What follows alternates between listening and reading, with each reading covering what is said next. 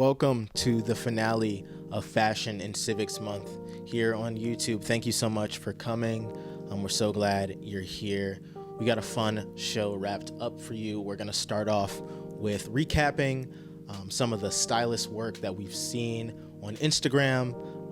So excited for you to really get to see the awesome outfits that have been put together. Then after that, we'll have some progress videos of our designers' work who have created some beautiful pieces that you'll be able to see the final results of. And then finally, we'll have an interview with those designers where we'll get to see how they relate fashion and civics in their work and in their own lives. So we got a fun show wrapped up for you. Stay tuned.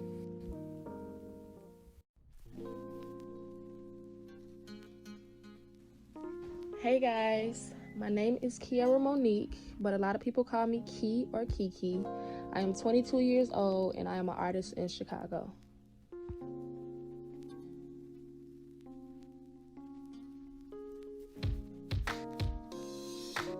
Two years ago, I really disconnected with who I was and I didn't quite know the direction I wanted to take my life in. Choosing to explore and immerse myself in my creativity brought me into my style, who I am now, and overall the kind of impact I wanted to have on the world through my art.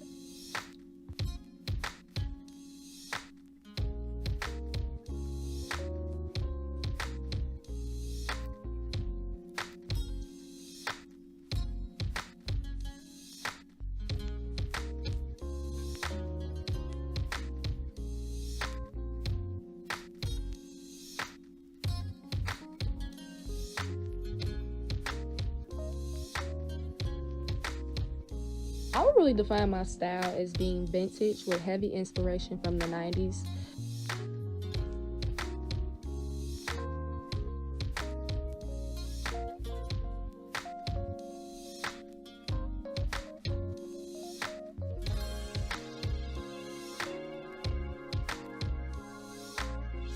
Getting dressed each day, I try to bring different aspects of who I am to each look. I want people to see that there's no right or wrong way to wear something. A lot of the times we shy away from what we really want to wear because of society and trends, not realizing that that's us conforming and shying away from who we really are. I'd much rather start trends, challenge the status quo and societal norms when I dress. And I can do this by wearing extremely bold and daring pieces or very subtle and relaxed pieces. Either way, it's gonna be a look though.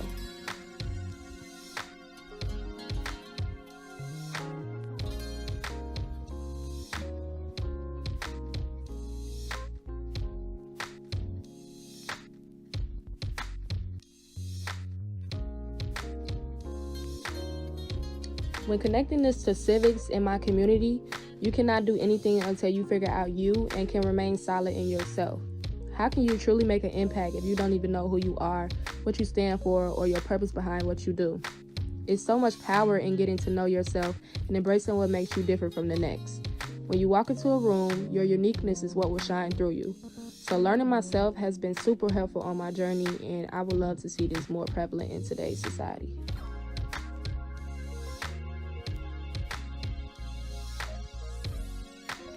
My goals for the future will be to keep encouraging people to explore and express who they are freely so that they can better show up for themselves and others around them. I have a new project that I'm going to start production for soon that will help me reach people who may be struggling on their journey back to themselves. So I'm super excited about that. Definitely stay tuned and follow me for updates.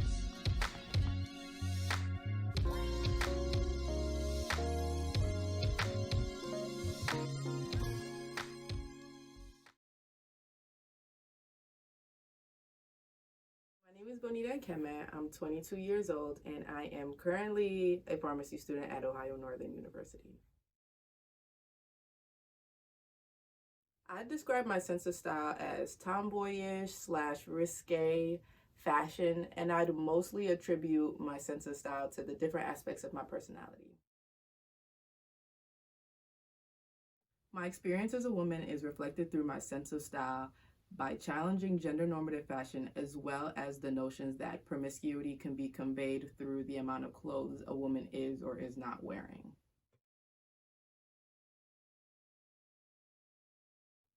So as Chicagoans, we recognize that there are a lot of hardships being faced in our communities, and regardless of those hardships that people face, Chicagoans overall do an amazing job at showcasing their talents. We are a bunch of creative individuals, and whether you're showing that creativeness through your music, your art, or your sense of style, all of those things coming together, the one thing that I can say that a lot of Chicagoans do have in common, regardless of their artistic outlet, is that whatever they do is shown through their clothes. My sense of style is important to me because this is my identity. This is the way that I show the world who I am. This is how I express myself. These are my moods. These are my feelings. My sense of style is who I am, essentially. And this is the me that I am showing the world. This is what you guys get to see. This is my art. And my sense of style varies by my moods, varies by the days, but at the end of the day, what stays consistent is that regardless of what I'm wearing, I'm staying true to myself. And a big factor in that that's very important to me is recognizing that by staying true to myself, that also means that I don't have to stick to any distinct sense of style or any distinct look. That on Monday I can be wearing streetwear, and by Wednesday I could be wearing a dress with heels, and I will still be true to my sense of style regardless of the fact that it might not be the same sense of style or the same look.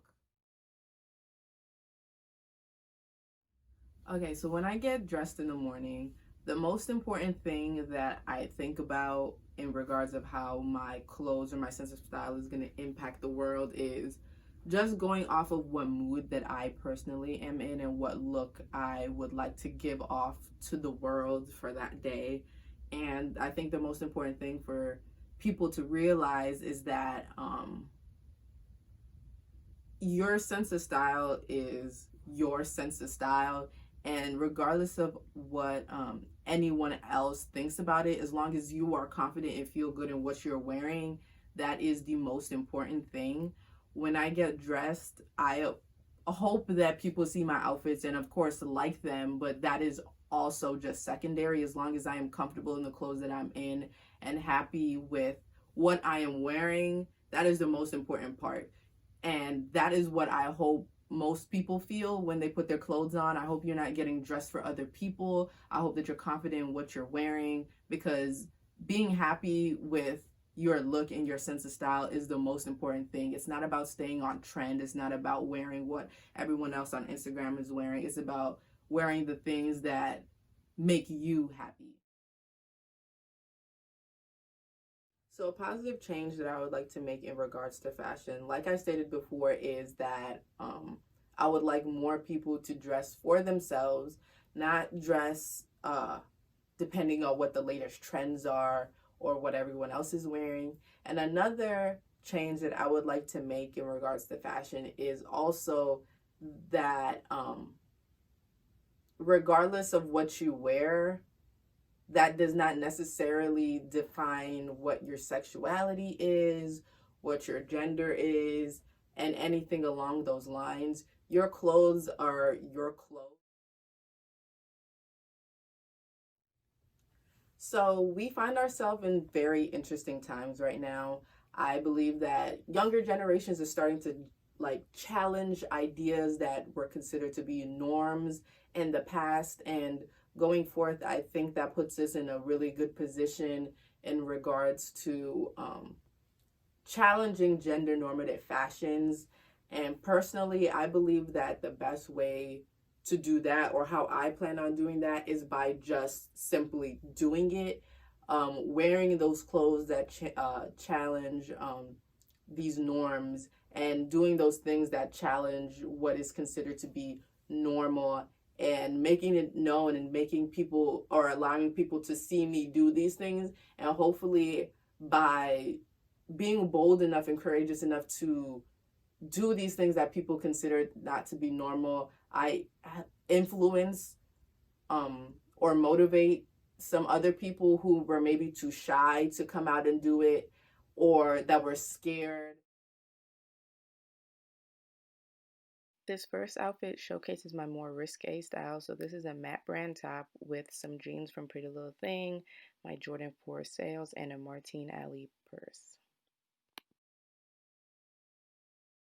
This second outfit is also a more risque look, so I just paired a Forever 21 top with some Martin Margiela leggings that are sheer and Dolls Kill boots. So for this third look, I paired my 1000 graphic t-shirt with some Bape joggers, my Jordan 4s, and my Telfar medium black shopping bag. So this is a more tomboyish look, and it's just a Billionaire Boys Club tee with Evisu jeans and Jordan 1 yin and yangs.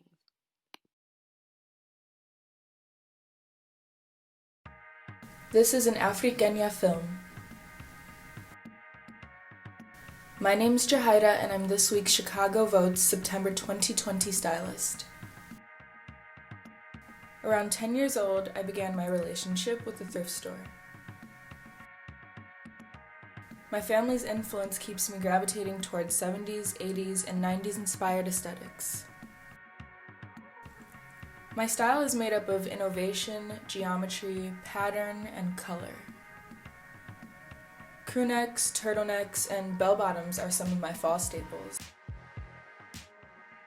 The thrift store has remained my primary resource in terms of creative direction, styling, modeling, and my wardrobe.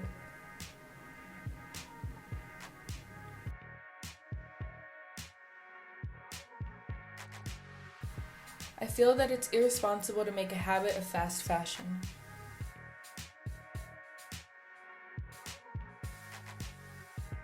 Being from Chicago makes the impact of environmental racism apparent in many ways.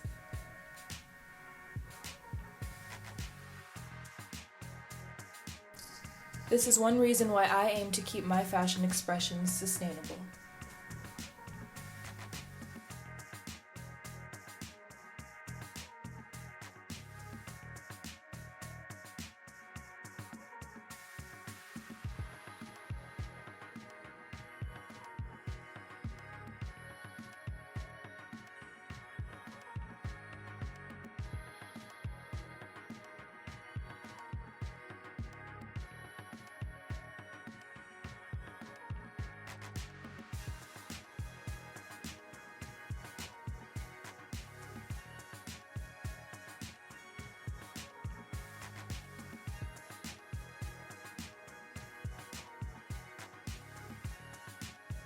When I get dressed, I want to feel comfortable in my skin and expressive of my nature.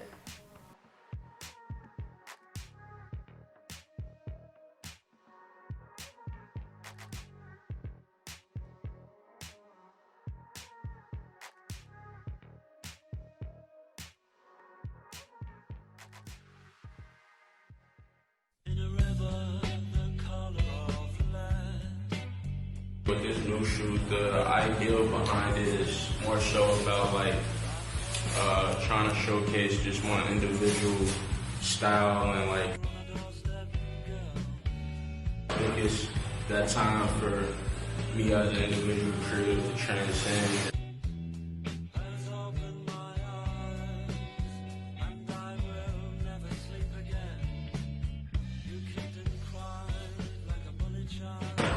I think it's just key right now to work with people who just share the same ideas as me and just understand what it is. Yeah, with the new collection, Metrosexual, I think it's about showcasing men just in a different realm, not just in a typical realm that we usually showcase in.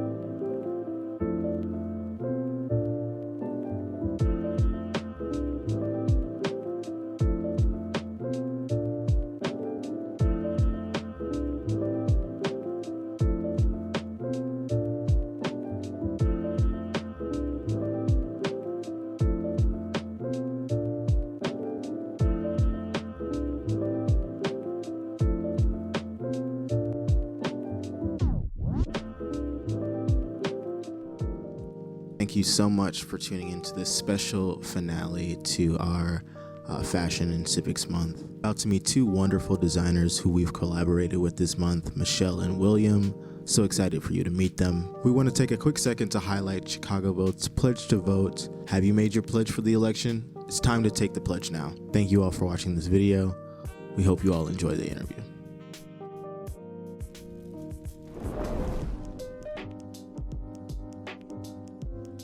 I go by William H. Holla. I'm the founder of Posh Way and designer of Posh Way. I founded Posh Way. It's a clothing brand, a lifestyle brand. I founded it October 2009, October 11th, 2009 to be exact. It's a contemporary streetwear brand.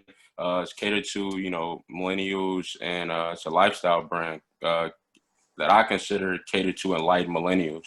So, you know, a lot of fun, a lot of designs that are, you know what I mean, very message driven, very conceptually based. I am Michelle Janea. I am a fashion designer. I actually identify as like a fashion creative.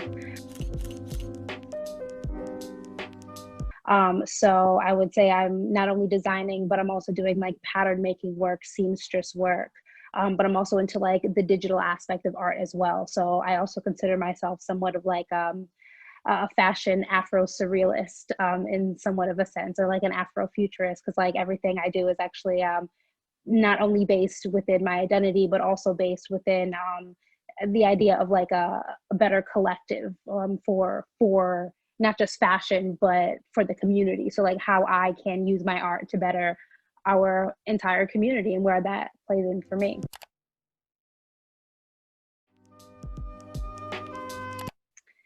Well, I've been designing since I was a child. And I think that all started with, you know, just being interested in clothing. You know, I was always like the artist on the bleachers. You know, I never played the sports or anything. So I was always, you know, sketching like dresses and like wedding dresses and gowns. Like that was the thing that I was really into growing up.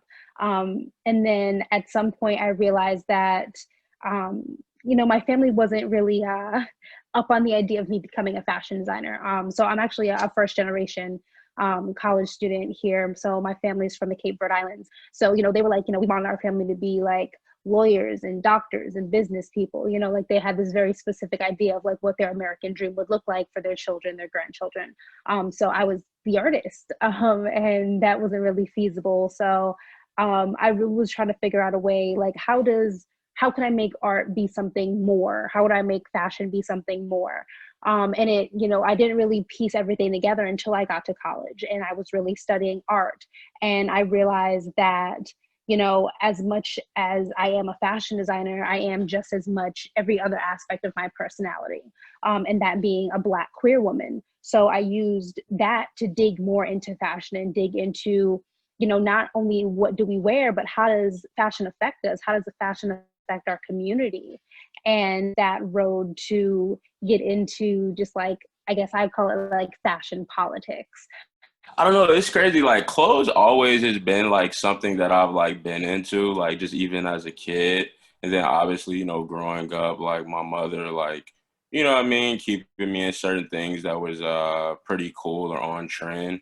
And just I feel like I started dressing myself very early. And I think naturally as I like learned and noticed that I had a knack for style or fashion per se, I was like, man, I'm good at this. Why not learn more about this? You know, it was one of those things where it just naturally progressed, and my love and interest for it like progressed as well. So it was just like it worked both ways. It was like as I'm getting into it, I'm learning more, I'm getting more interested, and I'm getting better. So it just is all happening at one time, and it just is the perfect marriage for me, I feel like. Well, for one, I would definitely say that the barriers are beyond politics. And I think for me, the biggest, well, I guess it's also incorporated, but the biggest barrier for me is capitalism. Because it's how do we even get the resources to make this happen? It's like, sure, we can all get together, we can all have the talent, But what do we do with our talent after that? How do we find the resources? How do we find the investors that are going to, put into our community? Or how do we find the resources to make the money for ourselves so we can invest ourselves? But it all comes back down to capitalism for some strange reason, because it's like, we can't just quit our jobs and do this. So it's like, okay, then I need to find a way to give us jobs so we can do this. And it's like, we can't just, not be taking care of our families. So we have to figure out a way to incorporate schooling for the children, or some type of like daycare system for, the people who, have children, so that they can also work within this. Just finding the strength to do that every time is a struggle. It's like you're going places and you notice like, oh, I'm like maybe one of three people here that is, Black, African American. And it's like, no, like I'm pretty sure there's more people that would love to know about something like this that's fun and cool. And it's like the exclusivity is like redlining to like control, like, oh, this industry doesn't talk to this industry, or these people don't talk to these people. Okay, this is the one cool person we let through the door that's, looks like this, but then the rest, we put them through a harder time. It's like, no, like making the door, kicking it bigger and kicking it open, and then just making sure that things are accessible and information, most importantly, is accessible. I think, at least if I'm speaking from my personal experiences, I'm just a each one teach one. If I encounter you and we meet each other, let's just pick up a vibe, you know what I mean? Let's just talk, let's just build. And if we end up working together, or if, we end up exchanging some advice or information, because I learn as well too, So me learning doesn't just come from like me having to learn from some like hierarchy type of system or something. Like I can learn immediately from the people right next to me. So I think that's just how I believe I'm like trying to affect change, just from just a everyday level, and who I meet, and working with different organizations like the organization like Marwin, things like that, and just helping just younger people that I know who are interested in maybe like getting involved with clothes, or they're trying to find like resources to just, man, how do I like work with Photoshop better or Adobe better? I think those things help create community. That's what I tend to try to do. Just, further information, talk, or just even be a listening ear. And yeah, I think that works well for the city as well, because it's contributing to a better energy for the Chicago creative community. Well, I would say that my main goal, not only to design for my community, but also to get my community more involved in the process of it all. So I guess for me, it really relates back to civic engagement, because when I think about community, I think about like public services. I think about, like schooling. I think about libraries. I think about public health. I think about, community jobs. And I think that's where I really want to play a role in the fashion world, or in our community when it relates to fashion.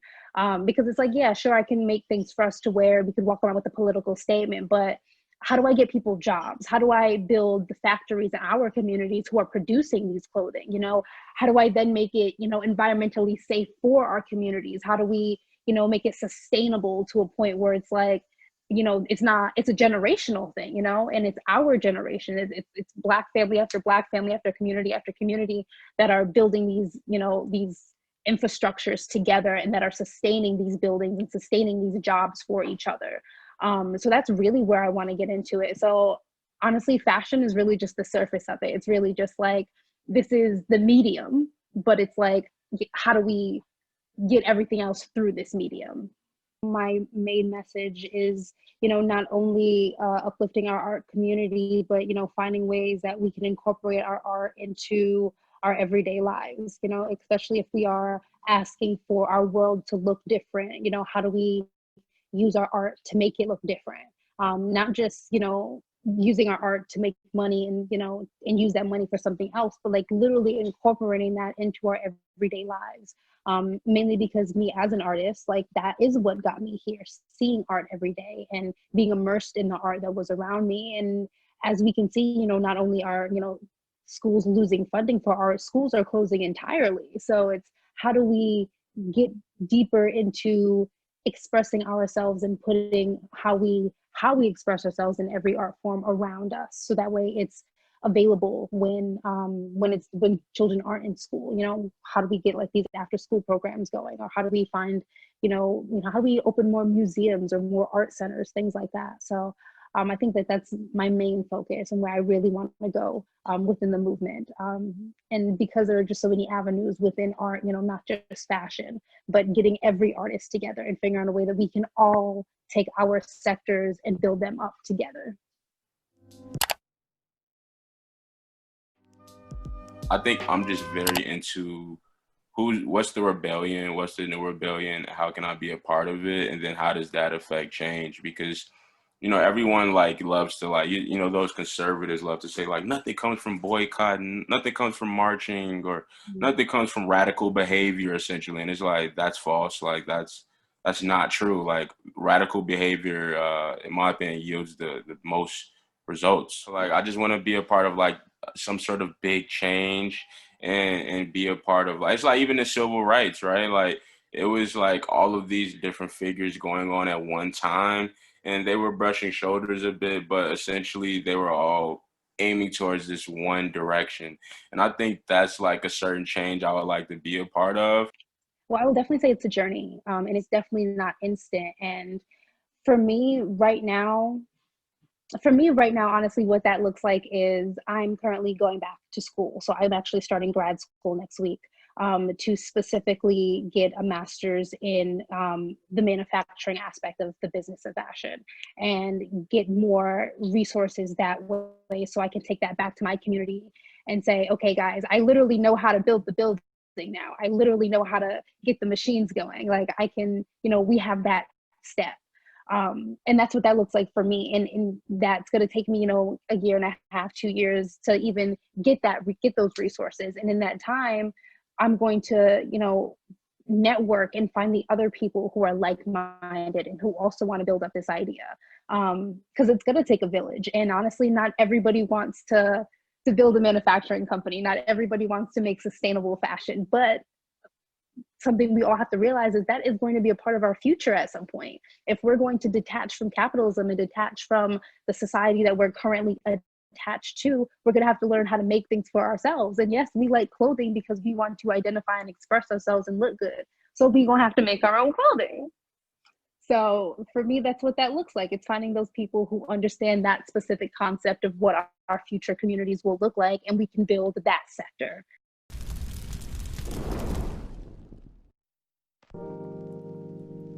Thanks again for tuning into this great conversation with Michelle and William. We hope you got something out of this conversation of fashion and civics. If you want to follow them on Instagram, you can follow them right here. And if you're watching this air on October 2nd, head on over to our after party here at 9 p.m. live on Zoom, where we'll be sitting down with Michelle, William, and some other stylists who we've collaborated with this month to talk more about fashion and civics. The link is in the description down below. And if you want to follow us, you can find us at Chicago Votes on Instagram, or for more info, go to chicagovotes.com. Have a good one, y'all. Peace.